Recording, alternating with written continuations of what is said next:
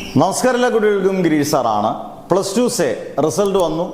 നല്ല ശതമാനം കുട്ടികൾ, ഇപ്പം നമ്മുടെ ഓൺലൈനിലൊക്കെ ഉള്ള നല്ല ശതമാനം കുട്ടികളും ജയിച്ചു. പക്ഷേ ഒരു വിഷമം എന്ന് പറയുന്നത് കേരളത്തിലെ ഒരു നല്ല ശതമാനം കുട്ടികളും ഫെയിലായി. ഏകദേശം 100% പേര് എഴുതിയിട്ടുണ്ടെങ്കിൽ, ഇത്ര ശതമാനം പേര് എഴുതിയിട്ടുണ്ടെങ്കിൽ 60% കൂടുതൽ കുട്ടികൾ ഫെയിലായിട്ടുണ്ടെന്നാണ് കണക്ക്. അന്നേരം അതായത് 100 പേര് പരീക്ഷ എഴുതിയിൽ 60 പേര് തോറ്റു. അത് വളരെ വളരെ നമ്മളെ വിഷമിപ്പിക്കുന്ന ഘടകമാണ്. അന്നേരം +2 ഫെയിലായി, ഇനി ഞങ്ങൾ എന്ത് ചെയ്യും? എപ്പോഴാണ് ഞങ്ങൾ പരീക്ഷ എഴുതേണ്ടത്? ഞങ്ങൾക്ക് +1 ഫെയിൽ ആയെങ്കിൽ ഞങ്ങൾ എപ്പം പരീക്ഷ എഴുതും? ഇങ്ങനെ ഒരുപാട് സംശയങ്ങൾ രക്ഷകർത്താക്കൾക്കും അതുപോലെ തന്നെ വിദ്യാർത്ഥികൾക്കും ഉണ്ട്. ഇതിനെല്ലാം കൃത്യമായൊരു മറുപടിയാണ് ഈ വീഡിയോ. ഒന്ന്, +2 ഫെയിലായിട്ടുള്ള കുട്ടികൾക്ക് ഇനിയുള്ള ചാൻസ് 2027 മാർച്ചിലാണ്. പക്ഷേ നിങ്ങൾ ശ്രദ്ധിക്കേണ്ടത്, നല്ല വൃത്തിയായിട്ട് പഠിച്ചാൽ മാത്രമേ എഴുതിയെടുക്കാൻ പറ്റത്തുള്ളൂ.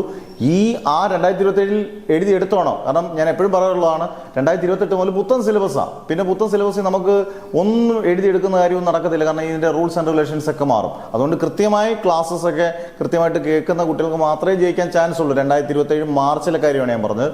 അത് +2 തോറ്റ കുട്ടികൾ. ഈ +1 ഫെയിലായ കുട്ടികൾക്ക് ഒരു സംശയം നിൽപ്പുണ്ട്.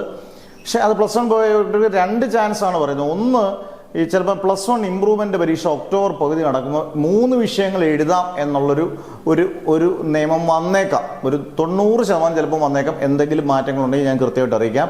+1 പോയ കുട്ടികൾ, +2 അല്ല, +1 പോയ കുട്ടികൾക്ക് ചിലപ്പോൾ ഇപ്പോൾ ഇമ്പ്രൂവ്മെൻറ്റ് ഒക്ടോബറിലാക്കിയതുകൊണ്ട് ചിലപ്പോൾ ആ സമയത്ത് എഴുതാനുള്ളൊരു ചാൻസ് കിട്ടിയേക്കാം. ഇത് ഒരു 90-10 90% എഴുതാം, 10% എഴുതണ്ടെന്നുള്ളതാണ്. കൃത്യമായിട്ട് അപ്ഡേഷൻ കിട്ടുമ്പോൾ നമ്മൾ 100% പറയുന്നതായിരിക്കും. അന്നേരം ഇതൊക്കെയാണ് നിങ്ങൾ ശ്രദ്ധിക്കേണ്ട കാര്യങ്ങൾ. നിങ്ങൾ മാക്സിമം ഫോളോ ചെയ്ത്, ചാനൽ ഫോളോ ചെയ്ത്, സബ്സ്ക്രൈബ് ചെയ്ത്, കാരണം എല്ലാ ഫർദർ ഡീറ്റെയിൽസും കൃത്യമായ അപ്ഡേഷൻ, സത്യസന്ധമായ അപ്ഡേഷൻ നിങ്ങൾക്ക് കിട്ടും. മാത്രമല്ല, നമ്മുടെ ഓൺലൈൻ ബാച്ചസ് എല്ലാം ഓപ്പൺ ആണ്. വളരെ പരിമിതമായ ഫീസിൽ നിങ്ങൾക്ക് +1ഉം +2ഉം പഠിക്കാം. ഇതിൽ കൂടുതലൊന്നുമില്ല. നിങ്ങൾ ഇതിനകത്ത് പെട്ടുപോകുന്നൊരവസ്ഥ ഞാൻ പറഞ്ഞുതരാം.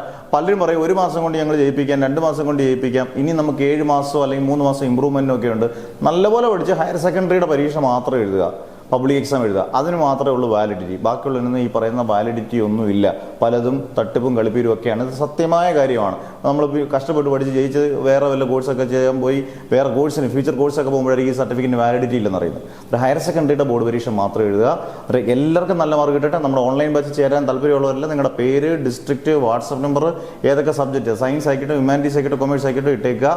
ഉറപ്പായിട്ട് നിങ്ങൾക്ക് ക്ലാസ്സിൽ 21-ാം തീയതി, അതായത് നമുക്ക് 27-ാം തീയതി മുതൽ പുത്തൻ ബാച്ച് തുടങ്ങും. 27, 29 ഓരോ ദിവസം ഇടപെട്ട് എല്ലാം പുത്തൻ ബാച്ച് സ്റ്റാർട്ട് ചെയ്യും.